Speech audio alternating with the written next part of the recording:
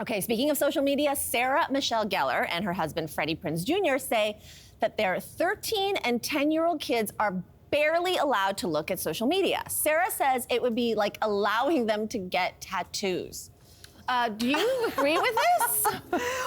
It looks like I'm about to bust out into song, but yes. You're having microphone issues. I'm having microphone issues. Would you like to sing it away? I'm not going to sing it away. No, I'm not going to. I'm not sure that the analogy is great about the idea of comparing social media to tattoos. It's a reach. It's a bit of a reach, right? A reach. I think what she meant to say, what she's trying to draw attention to is that what if you did a tattoo of, let's say, a character from a cartoon, put it on your face at 5, because that's what you're into, that you wouldn't be into that 10 years from now. And she's saying, like, if you put something out on social media 5 years or 10 years from now, you wouldn't be into necessarily the same thing.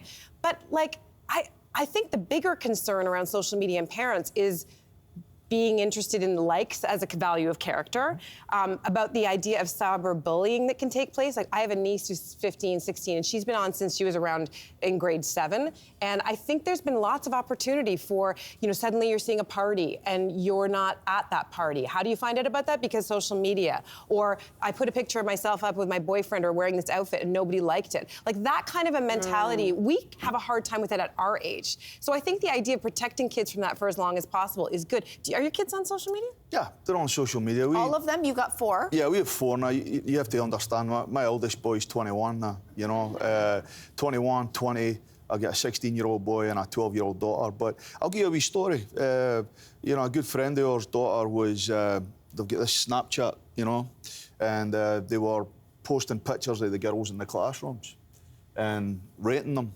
on a 1 to 10. The girls were doing that? The boys? The boys were doing that. Everybody was involved in this kind of stuff, right?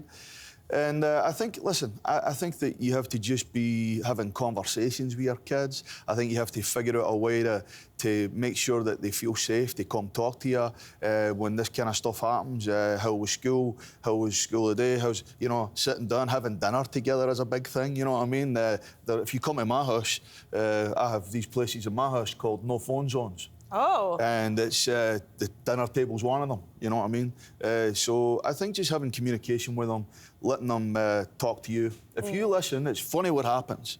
They say God gave you 2 ears and 1 mouth for a reason, If you listen, it's amazing what kids will tell you, If I can, because you are full of wisdom as a parent, and you're a little bit ahead of us, because our kids are 8 and 9, is the age at which you allowed them to start. We've had a lot of child psychologists on the show, social media and tech experts, and they, by and large, all kind of say the same thing.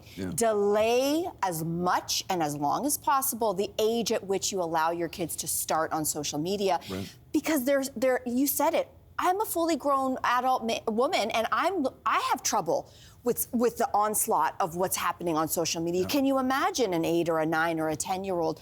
They're just not equipped to handle a lot of the crap that's on there. So was there an age when you said, this is the age and here are the rules? Well, we still, there's, like my youngest, there's still certain social media platforms that she's not allowed to be on, right? Like, I mean, but it's not like you're not allowed to, because it's like telling a kid you're not allowed to drink. As soon as they go to college, they get smashed.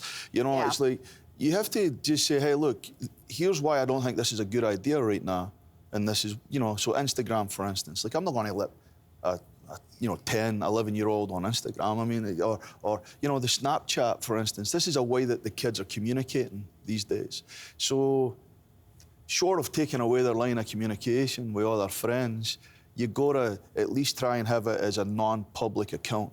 It's a private account in which only her and her friend group can be a part of. And in some level, you got to trust them. You got to just trust them that, hey, if... Trust them and trust your parenting. Trust them and trust that you've done a good job of raising good kids. You know what I mean? That's what you have to trust. Yeah.